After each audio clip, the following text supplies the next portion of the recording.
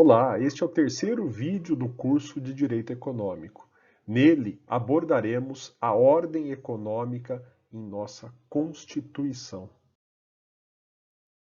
Nosso vídeo estará dividido em duas partes. Primeiro, muito rapidamente, quero apresentar um pouquinho a distinção entre normas programáticas e princípios, ainda que não fiquemos presos a ela. Na sequência, quero entrar nas regras e previsões da Constituição Federal que tratam do direito econômico.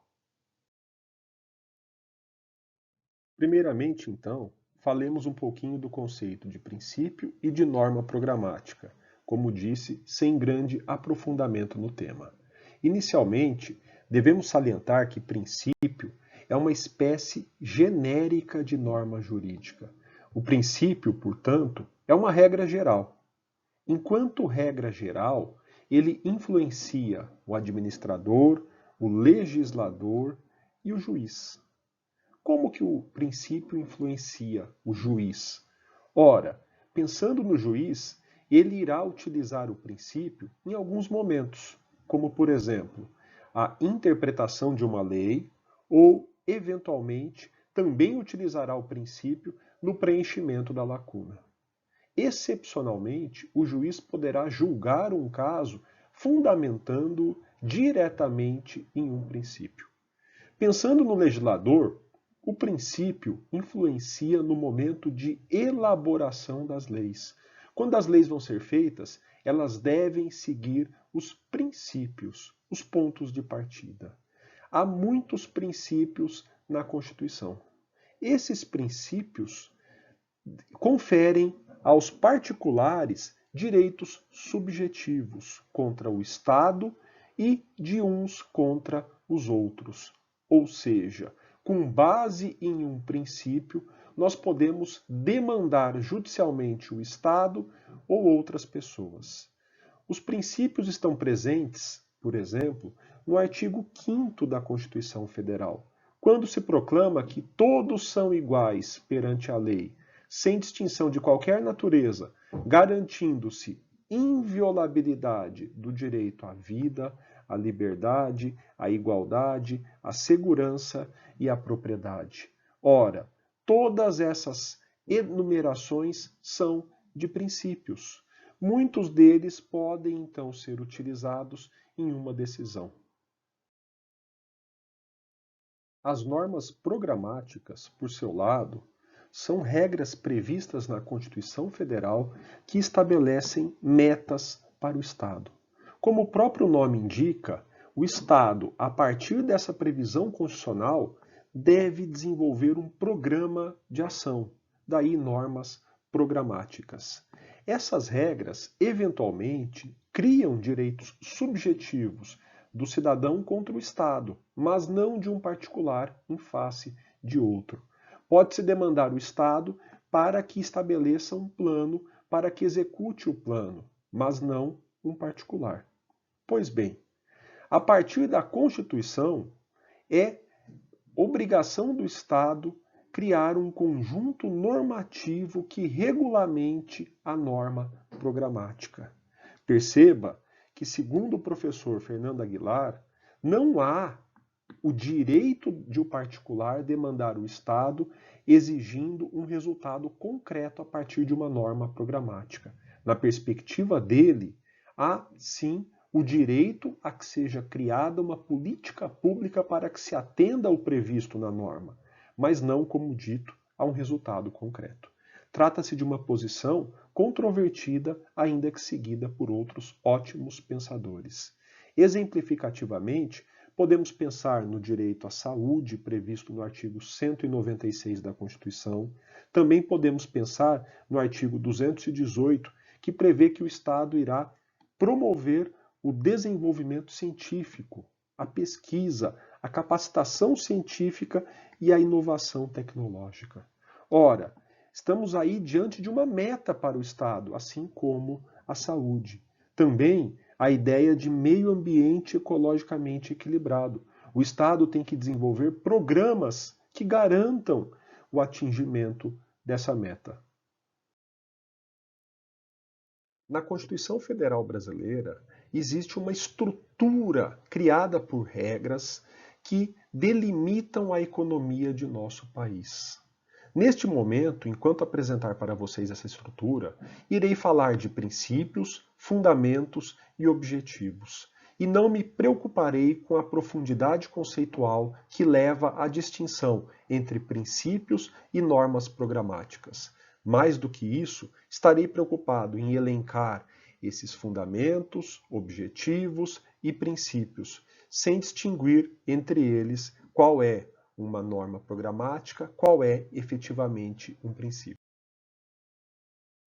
Existem, assim, fundamentos, objetivos e princípios que estão no preâmbulo da Constituição, no artigo 1º, no artigo 3º e, especificamente, no artigo 170 e seguintes, que compõem o título 7º de nossa Carta, justamente aquele título que trata do direito econômico. O preâmbulo é o momento da Constituição em que o povo indica as razões pelas quais cria o Estado brasileiro. No caso da nossa Constituição, em seu preâmbulo, entre essas razões, está assegurar o exercício de diversos direitos, como, por exemplo, direitos sociais, bem como liberdade, segurança, bem-estar, desenvolvimento, igualdade e justiça. Ora, isso tudo criando uma sociedade fraterna, pluralista, sem preconceitos, fundada na harmonia social e comprometida com a solução pacífica de controvérsias. Eu destaquei aí alguns direitos que devem ser assegurados pelo Estado brasileiro e que impactam diretamente em nossa economia. O artigo 1º estabelece a base, os fundamentos de nosso Estado democrático de direito. Entre essas bases também estão fundamentos que impactam em nossa economia, como, por exemplo, a soberania, que indica uma economia que pode, sim, em alguns momentos, se preocupar com a proteção da empresa nacional. Também a dignidade da pessoa humana, que irá impactar na estrutura de nossa economia. A nossa economia deve ou deveria pensar, sobretudo, em construir uma sociedade em que as pessoas pudessem viver dignamente.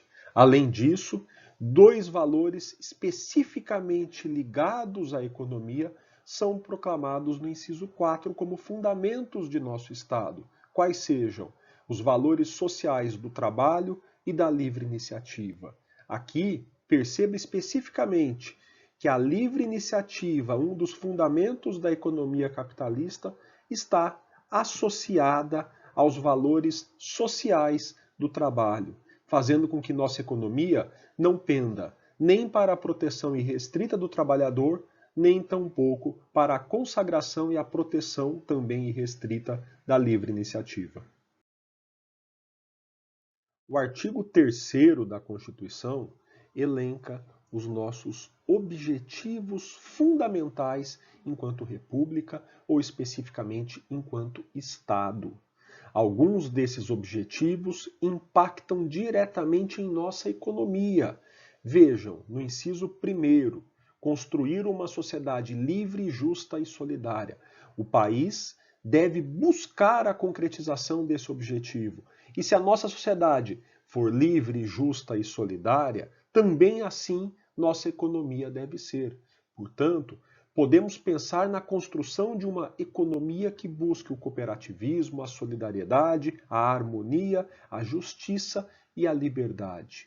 Também no inciso 2, outra previsão de objetivo que impacta na economia, que é o desenvolvimento nacional. Por um lado, desenvolvimento. O país tem que sair da sua condição de país atrasado, subdesenvolvido, que cresce pouco, os termos mudam com o tempo, e o país precisa atingir um patamar em que a sua economia se equipare às melhores economias do mundo. E isso em nível nacional. Veja, desenvolvimento nacional não é o desenvolvimento de apenas uma região, não é o desenvolvimento de apenas uma cidade no país, mas todo o país tem que alcançar o desenvolvimento. O inciso 3º estabelece outro objetivo que também impacta na economia, qual seja erradicar a pobreza e a marginalização e reduzir as desigualdades sociais e regionais. Infelizmente, a economia brasileira ainda é marcada pela má distribuição de renda, pela pobreza, pela segregação dos mais pobres. Também há inúmeras desigualdades entre regiões e entre espectros da nossa estruturação social, classes sociais muito desiguais. Portanto, um dos objetivos fundamentais do nosso país é erradicar essa pobreza, essa marginalização e reduzir as desigualdades. Precisamos, portanto, pensar que a nossa economia precise cumprir esses ideais. Resumo aí neste slide as previsões de fundamentos e objetivos que estão no preâmbulo, no artigo 1º e no artigo 3º, que impactam na economia brasileira. Como já mencionado no preâmbulo, devemos ter um Estado que assegure a todos os direitos sociais e individuais, bem como a liberdade, a segurança, o bem-estar, o desenvolvimento e a igualdade. Nossa economia deve espelhar esses objetivos. Nossa economia deve ser estruturada pelo Estado de forma a cumprir esses objetivos. Também aparecem objetivos no artigo 3º, quais sejam construir uma sociedade livre, justa e solidária, garantir o desenvolvimento nacional, erradicar a pobreza, a marginalização e reduzir as desigualdades sociais e regionais. Portanto, somando-se o preâmbulo ao artigo 3º, de antemão vemos que a nossa economia tem muito a cumprir. Além disso, ela deve estar assentada em valores fundamentais, como a soberania, a dignidade da pessoa humana e os valores sociais do trabalho e da livre iniciativa. Portanto, a partir desses fundamentos, precisamos construir uma economia que parta do respeito à dignidade da pessoa humana, da soberania nacional e que parta, de um lado, do respeito ao trabalho e ao trabalhador e, de outro, do respeito à livre iniciativa. A partir desses fundamentos, concluímos que não podemos construir uma economia que seja integralmente planejada pelo Estado. Mas também concluímos que é impossível construir uma economia que parta desses valores sem um mínimo de planejamento estatal. Sobretudo quando jogamos dos fundamentos para os objetivos. Se nós partimos desses fundamentos para atingir os objetivos aqui especificados, há sim a necessidade de um órgão central, de um Estado central que planeje o desenvolvimento de nossa economia. Veremos que a partir do título 7º, iniciam-se as regras específicas de direito econômico em nossa Constituição. O artigo 170 é rico ainda em fundamentos, princípios e objetivos. O título 7º da Constituição trata, portanto, da ordem econômica e financeira. Especificamente, ele está dividido em 4 capítulos. O primeiro capítulo traz os princípios gerais da atividade econômica. Especificamente neste momento, nos interessará o artigo 170. O capítulo 2 trata da política urbana. O capítulo 3 da política agrícola e da reforma agrária. Por fim, o capítulo 4, bastante esvaziado contemporaneamente, trata do sistema financeiro nacional. Percebam a estrutura do artigo 170 da Constituição. Ele trata da ordem econômica, apresentando, primeiro, fundamentos, depois, objetivos e, por fim, princípios. Nós veremos os fundamentos, valorização do trabalho humano e livre iniciativa. Nós veremos os objetivos, assegurar a existência digna e a justiça social. Também veremos os princípios, que estão aí elencados de 1 a 9. Vamos, na sequência, começar a falar dos fundamentos da ordem econômica. Antes, represento para vocês graficamente a estrutura do artigo 170. Percebam, como dito, os fundamentos, os objetivos e os princípios. O primeiro fundamento da ordem econômica, que está no artigo 170, é a valorização do trabalho humano. Primeiro, perceba a sintonia. Também se trata de um fundamento da República, como mostrado anteriormente, previsto em nosso artigo 1º. Assim, ao mesmo tempo, trata-se de um fundamento da República e, coerentemente, da ordem econômica. Leonardo Viseu Figueiredo, em seu livro, traz uma reflexão sobre o significado de valorização do trabalho humano. A valorização do trabalho humano significa que o poder público deve garantir que o homem possa sobreviver dignamente, tão somente com o produto da remuneração do seu labor, garantindo-lhe, para tanto, uma gama de direitos sociais. Portanto, seguindo sua perspectiva, o trabalho humano deve ser valorizado a partir do respeito aos direitos sociais. Em nossa Constituição, os direitos sociais estão previstos no artigo 6º. São direitos sociais: educação, saúde, alimentação, trabalho, moradia, transporte, lazer, segurança, previdência social, proteção à maternidade e à infância, a assistência aos desamparados na forma desta Constituição. Portanto, nós temos aí uma perspectiva do que significa a valorização do trabalho humano. É preciso que o trabalho humano garanta para todos os direitos sociais com o amparo do poder público. Nesse sentido, há a necessidade do desenvolvimento de políticas públicas promovidas pelo Estado para educar e qualificar o trabalhador, valorizando o seu trabalho. Ainda mostrando grande coerência sistemática, a Constituição traz como fundamento da ordem econômica, ao lado da valorização do trabalho, a livre iniciativa. Mais uma vez, isso acontece no artigo 1º e no artigo 170. Estamos aí diante de um par que compõe o fundamento da nossa economia. De um lado, ela deve ser estruturada para valorizar o trabalho, mas, do outro, ela deve ser estruturada para preservar a todos os particulares a livre iniciativa. Trata-se de um princípio que decorre do grande princípio da liberdade. A liberdade se manifesta na expressão e no pensamento, a liberdade se manifesta no ir e vir e, entre outras coisas, também se manifesta na liberdade econômica. Portanto, a livre iniciativa, consagrando a liberdade, garante a iniciativa privada. Todos podem abrir empresas em nosso país. Portanto, a ideia de que a livre iniciativa é um valor social significa que o Estado precisa respeitá-la. Ele não pode criar planejamentos ou regulamentos que, entre aspas, matem a livre iniciativa.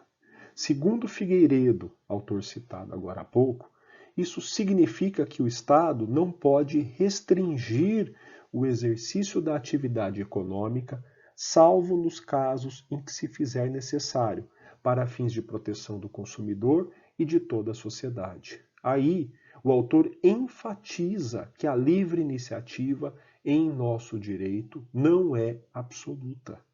Já na proclamação, como mencionei, ela está equiparada ao valor social do trabalho. E dentro da estrutura do artigo 170, ela pode sim sofrer algumas limitações justificáveis. Vejam o teor, inclusive, do parágrafo único do artigo 170. Segundo esse parágrafo, é assegurado a todos o livre exercício de qualquer atividade econômica, independentemente de autorização. Ora, isso pode dar a entender que a livre iniciativa é absoluta. Qualquer um pode abrir uma empresa, qualquer um pode ter iniciativa privada em nossa economia para agir economicamente. Porém, isso é verdade. Porém, vejam a previsão do parágrafo único, salvo nos casos previstos em lei. O que significa que a lei pode prever algumas limitações e especificamente algumas autorizações para que o particular possa ter a iniciativa econômica. Em 2019, logo no início do governo Bolsonaro, uma das raras medidas provisórias que foram convertidas em lei é aquela que continha uma declaração de direitos da liberdade econômica. Essa medida provisória se transforma na Lei 13.874 e, como dito, ela fica conhecida por conter uma declaração de direitos de liberdade econômica. Perceba que ela mesma proclama isso em seu artigo 1º. Fica instituída a Declaração de Direitos de Liberdade Econômica. E o que essa declaração traz? Regras de proteção à livre iniciativa e ao livre exercício da atividade econômica. E também disposições que limitam a atuação do Estado como agente normativo e regulador.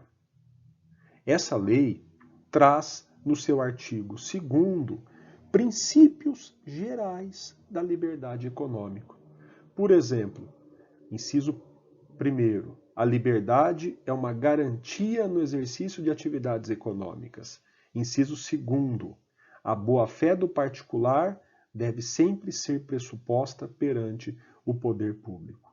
3º, a intervenção do Estado deve ser subsidiária e excepcional sobre o exercício de atividades econômicas. E, por fim, 4º inciso, o reconhecimento da vulnerabilidade do particular perante o Estado. Vejam que esses princípios, portanto, tentam trazer uma esfera de autonomia para o particular em face do Estado, consagrando que o Estado apenas excepcionalmente interfere no exercício de atividades econômicas.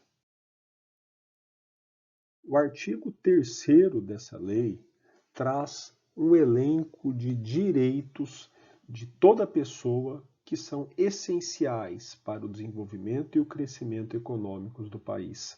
Esses direitos são, portanto, direitos de liberdade econômica. Citarei alguns para ilustrar. Por exemplo, no inciso 1º, há o direito de todos desenvolverem atividade econômica de baixo risco, sem a necessidade de atos públicos de liberação dessa atividade. Portanto, se a sua atividade é de baixo risco, você pode desenvolvê-la do ponto de vista econômico sem precisar de autorização do Estado. 2. Desenvolver atividade econômica em qualquer horário ou dia da semana, sem cobranças ou encargos adicionais. Então, o 2º inciso diz que a sua atividade econômica pode ser desenvolvida 24 horas por dia e você não deve pagar mais por isso. Claro, respeitadas as regras de proteção ao ambiente, as regras contratuais ligadas, por exemplo, a direitos reais e a legislação trabalhista. Também há um direito de se definir livremente em mercados não regulados o preço de produtos e serviços.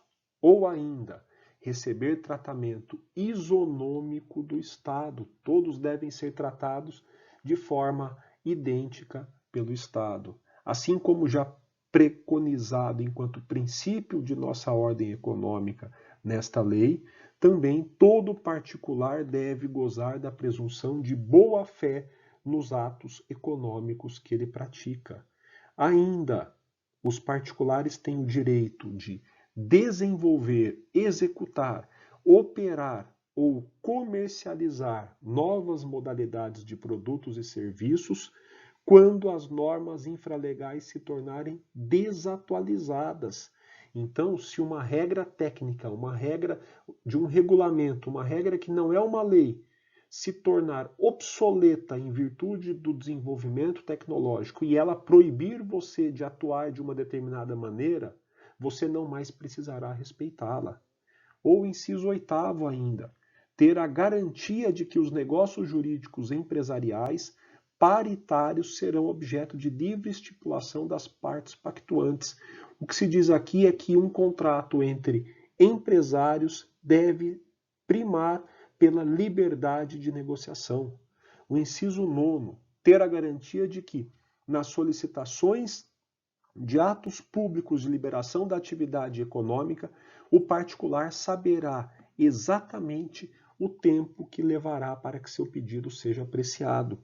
Ainda, se passar esse tempo e houver o silêncio da autoridade, a lei diz que se pressuporá a aprovação do pedido do particular.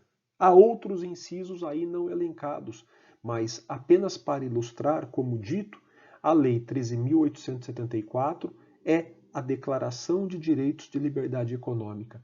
Ela traz uma regulamentação ao princípio da livre iniciativa em nosso país. Além dos citados fundamentos, valorização do trabalho e livre iniciativa, o artigo 170 estabelece também 2 objetivos. O primeiro deles, mais uma vez em sintonia com o artigo 1º da Constituição, é a existência digna. Só que dessa vez, no artigo 1º da Constituição, a dignidade da pessoa humana consta como fundamento de nossa República. Já aqui, a existência digna que se liga a essa dignidade aparece como objetivo da ordem econômica.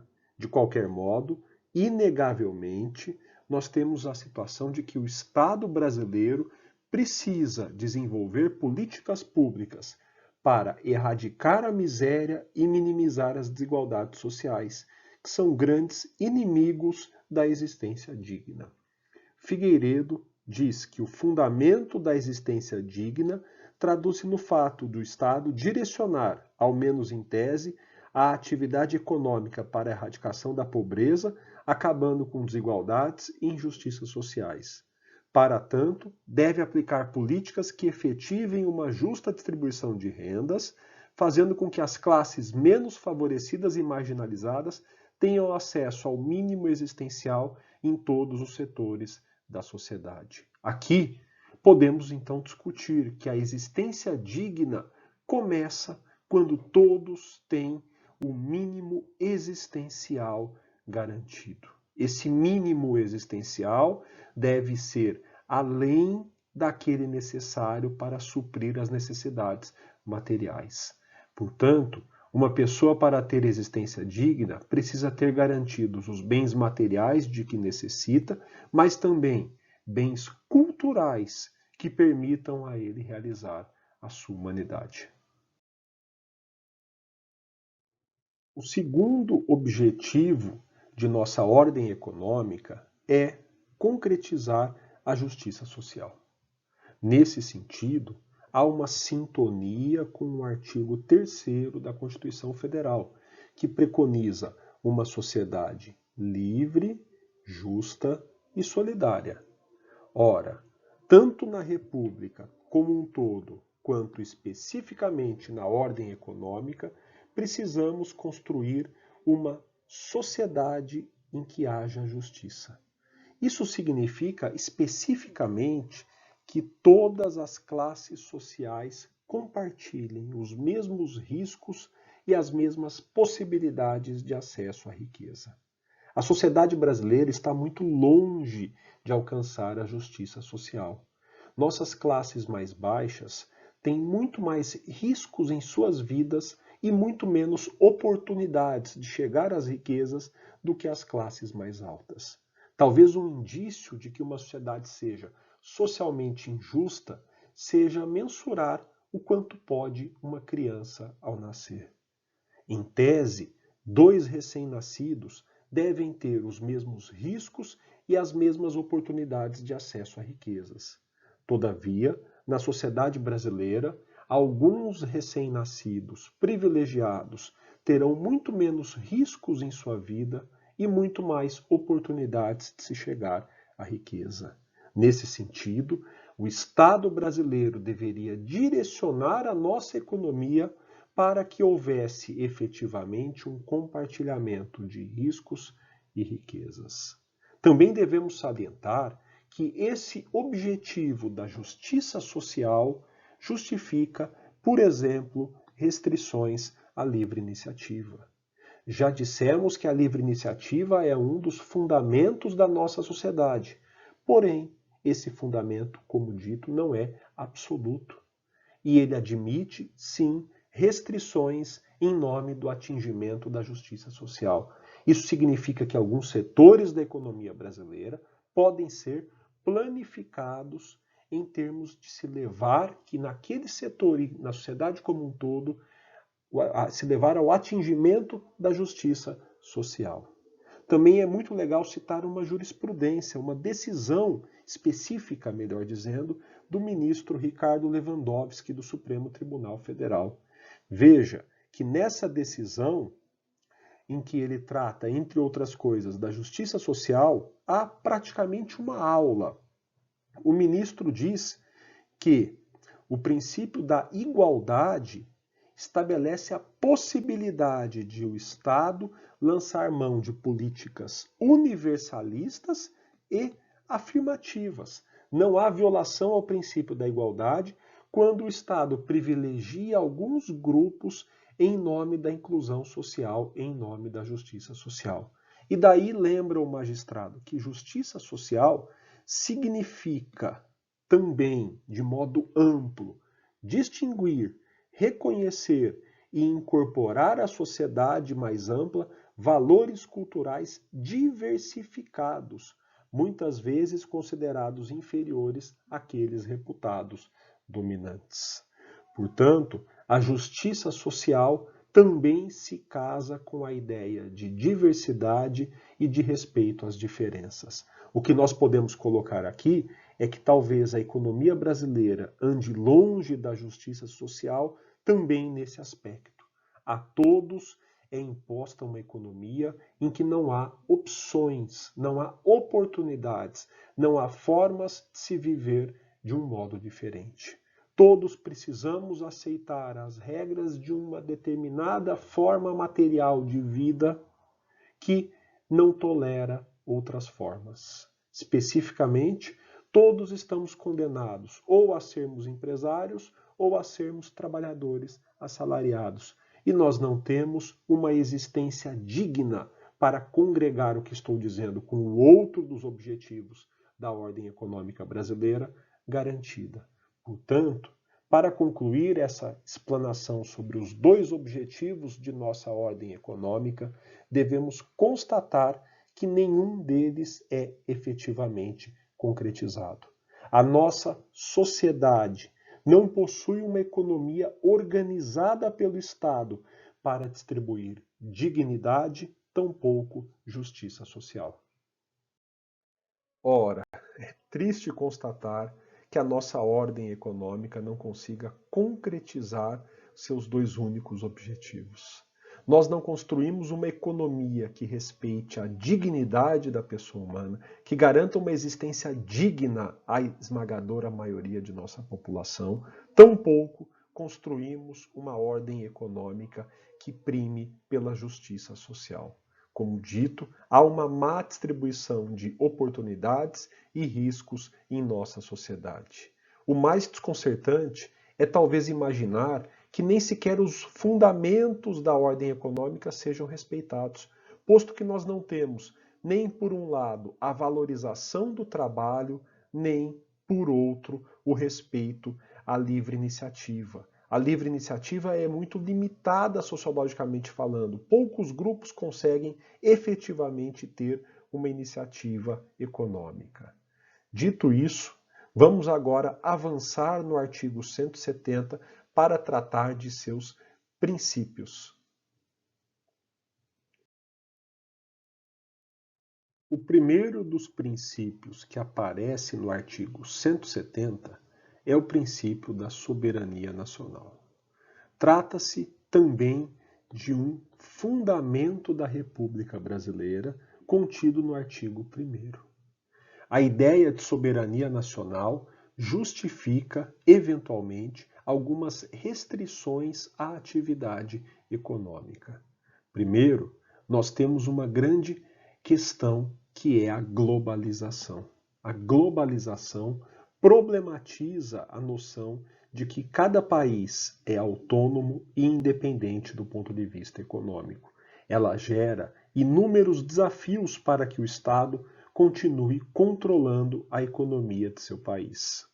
Por outro lado, há previsões em algumas leis, como por exemplo o marco regulatório da TV por assinatura, que reserva algumas posições ou algumas funções na economia brasileira a brasileiros natos ou naturalizados.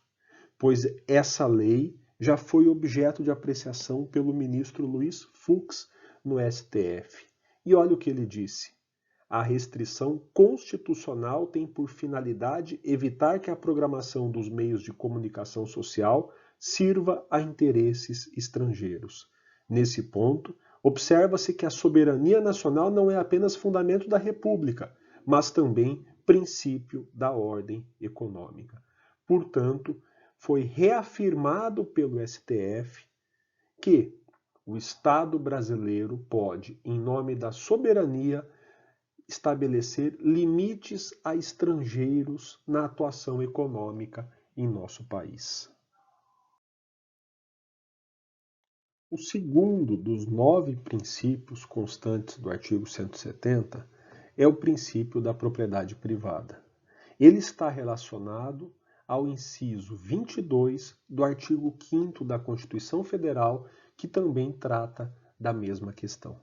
Ora, especificamente em termos econômicos, a ideia de propriedade privada significa que o particular pode ser proprietário dos meios de produção e circulação de mercadorias e riquezas.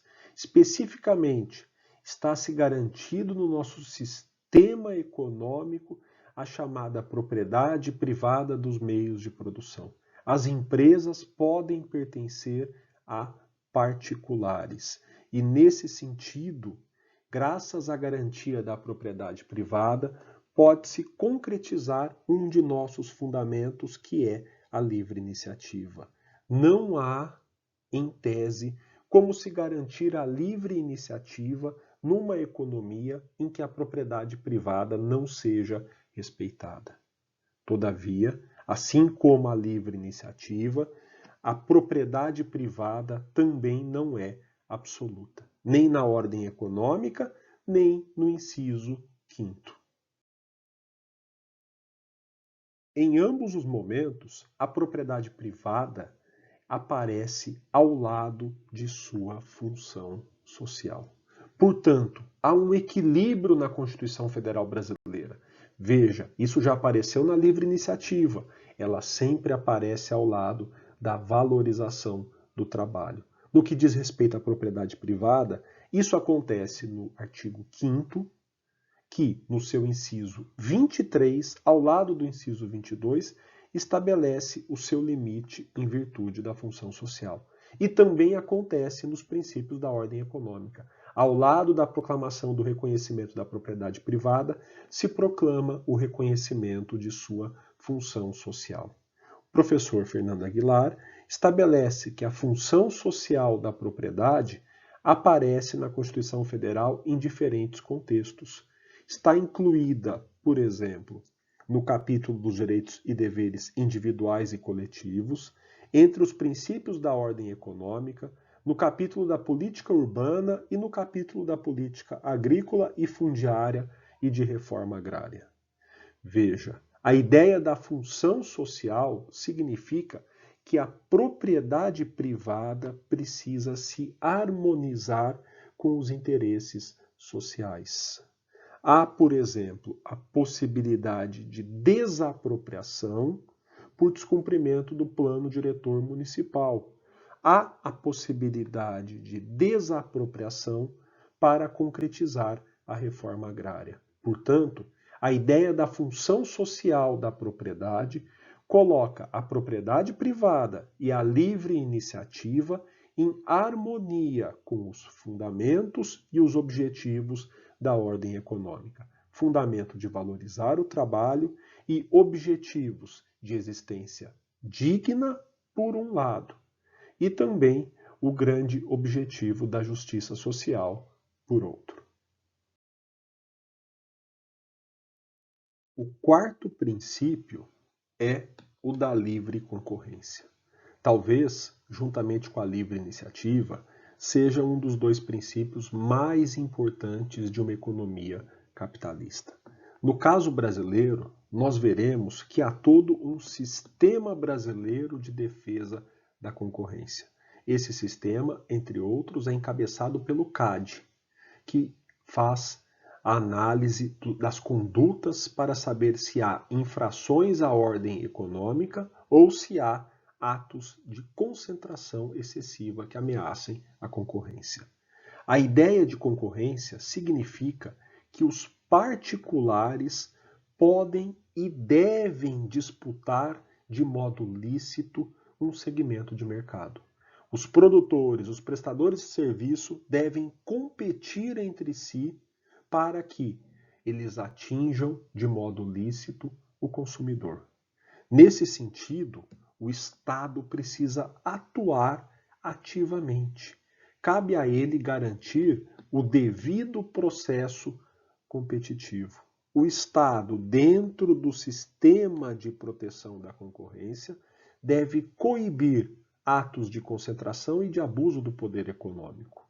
O professor Leonardo Figueiredo diz que concorrência é a ação competitiva desenvolvida por agentes que atuam no mercado de forma livre e racional. Isto é, trata-se da disputa saudável por parcela de mercado entre agentes que participam de uma mesma etapa em um ciclo econômico. Assim, deve o Estado intervir de forma a garantir que a competição entre os concorrentes de um mesmo mercado ocorra de forma justa e sem abusos, monopólio, oligopólio, truste, cartel, etc., garantindo-se, assim, o equilíbrio entre a oferta e a procura, bem como a defesa da eficiência econômica. O princípio da livre concorrência tem um forte peso ideológico nas economias capitalistas. A grande crença é que a concorrência é um remédio que serve para o aperfeiçoamento do mercado. Quando duas empresas competem licitamente entre si, ambas buscam a maior eficiência econômica. As empresas disputam uma parcela de mercado competindo. Isso significa que elas buscarão aumentar o número de consumidores por estratégias complementares, como diminuição de preço e aumento de qualidade. A ideia é que se num determinado ramo do mercado existe efetivamente concorrência, competição entre empresas, haveria preços menores e produtos ou serviços de melhor qualidade ofertados ao consumidor. Portanto, o Estado brasileiro atua disseminando a concorrência porque acredita que ela, como dito, aperfeiçoará o mercado. A economia de mercado, assim, é baseada nesses dois princípios que são, ao mesmo tempo, complementares e que se autolimitam. Portanto, para caracterizar uma economia de mercado, é preciso que haja, por um lado, livre iniciativa, por outro lado, livre concorrência. A iniciativa deve ser livre no sentido de que, em qualquer ramo, está aberta a possibilidade de o particular constituir uma empresa e atuar. A livre iniciativa, portanto, significa que não haverá barreiras, de que o Estado irá deixar livre o caminho para qualquer empresário. A livre iniciativa, portanto, é um direito do empresário em face do Estado. Além disso, a livre iniciativa, para que possa ser ampla e restrita, exige a não intervenção do Estado, a não atuação do Estado. Se o Estado constitui um monopólio, ele restringe a livre iniciativa. Se o Estado impõe muitas dificuldades para o empresário atuar num ramo, ele limita a livre iniciativa. A livre iniciativa, portanto, é uma liberdade atribuída ao particular. Porém, ela não pode ser irrestrita. Se eu der toda a liberdade a um particular para atuar em um ramo da economia, ele pode terminar eliminando o concorrente. Algumas restrições têm que ser postas à livre iniciativa em nome da concorrência. A concorrência é um direito, portanto, de um empresário em face de outro. Um empresário não pode limitar o outro a participar de um determinado mercado. Se um empresário estabelece limites, barreiras para que outro também atue competindo por um determinado ramo ou dentro de um determinado ramo pelo consumidor, estará suprimindo ou eliminando a concorrência. O Estado tem que agir ativamente para garantir um espaço livre em que ocorra a competição, em que ocorra a concorrência. Nesse caso, o grande inimigo não é apenas o monopólio do Estado, mas, sobretudo, o monopólio do próprio particular. O Estado deve impedir que uma empresa fique tão grande, tão forte, a ponto que seja capaz de suprimir a atuação do concorrente. O Estado, então, deve limitar a força, o poderio econômico das empresas para que haja um equilíbrio no mercado. Nesse sentido, há um cerceamento pelo Estado à liberdade do particular. O Estado vai limitar as possibilidades de ação de um particular, sobretudo se for um empresário muito grande ou muito forte em um ramo da economia, para que outros também possam atuar nesse ramo, gerando a competição. Assim, como dito, livre iniciativa e concorrência são direitos indispensáveis para a economia de mercado, mas que terminam, ao mesmo tempo em que são complementares, se autolimitando. A defesa do consumidor é o quinto princípio da ordem econômica. Nesse sentido, também há uma sintonia com o artigo 5º, inciso 32 da Constituição.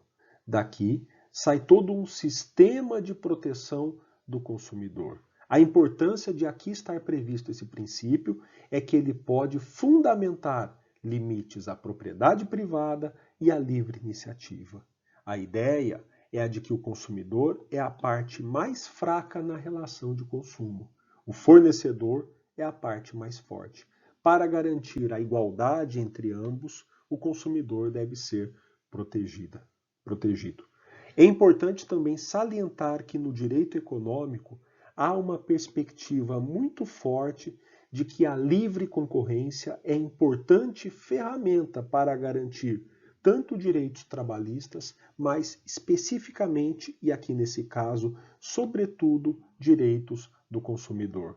Se duas empresas ou mais podem disputar o consumidor, ambas vão querer fazer o melhor a ele para que ele lhe dê sua preferência. Portanto, dois comerciantes, dois empresários disputando uma fatia de mercado tendem, como dito, a fornecer serviços ou produtos de melhor qualidade a um menor preço, respeitando os direitos do consumidor. Da ótica do direito econômico, no capitalismo, a lógica para proteger o consumidor é estimular a concorrência. Claro, em complemento a isso, surge todo o sistema de proteção do consumidor, que vocês conhecem na disciplina Direito do Consumidor. O próximo princípio parte da mesma ideia do princípio anterior, é a defesa do meio ambiente. Há uma importância fundamental em aparecer aqui no artigo 170 para deixar claro que a livre iniciativa e a propriedade privada podem, dentro da esfera da economia, serem restringidas em nome do meio ambiente. Há uma relação direta com o artigo 225 da Constituição Federal, que trata da proteção ambiental. Nesse sentido, temos a perspectiva de desenvolvimento sustentável. A economia brasileira deve se desenvolver, sim, porém de modo sustentável, de modo a respeitar o consumidor, o trabalhador e especificamente o meio ambiente.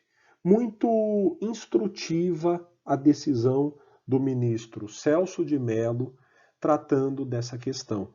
Veja, a atividade econômica não pode ser exercida em desarmonia com os princípios destinados a tornar efetiva a proteção ao meio ambiente.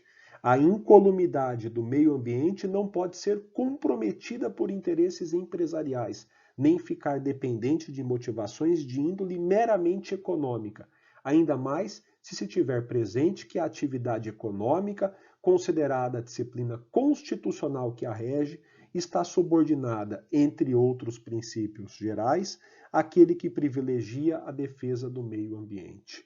Portanto, ele está dizendo que a atividade econômica no Brasil, entre outros princípios, está também subordinada à defesa do meio ambiente. O sétimo princípio da ordem econômica é a redução das desigualdades regionais e sociais. Ele está em harmonia com o objetivo do inciso 3º do artigo 3º da Constituição Federal.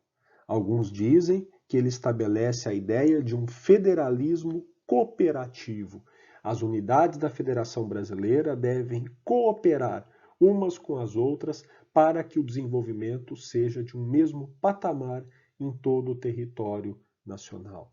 Também essa perspectiva leva a uma atuação do Estado enquanto agente normativo e regulador, por meio de planos que visam ao desenvolvimento regional. Portanto, esse princípio da atividade econômica permite que o Estado atue, limitando a livre iniciativa, limitando a propriedade privada em nome de políticas de desenvolvimento regionais.